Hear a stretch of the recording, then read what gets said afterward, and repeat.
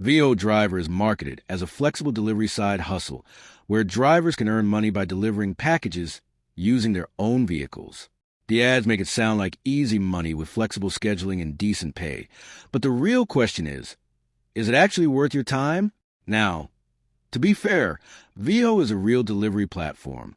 It operates similarly to gig-based services, where drivers can choose routes and work around their own schedules. What it does well: flexible scheduling.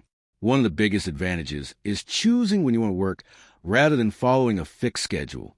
Potential for decent earnings. Some drivers report solid pay during busy periods or on efficient routes. Where the hype falls apart, your actual earnings may be lower than expected. This is the biggest issue.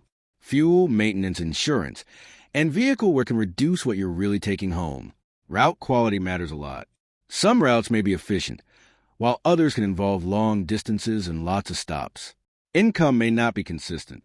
Busy days and slow days can vary depending on demand and your location. So, is Veho Driver worth it? Short answer: maybe, if you're looking for extra income and understand the trade-offs.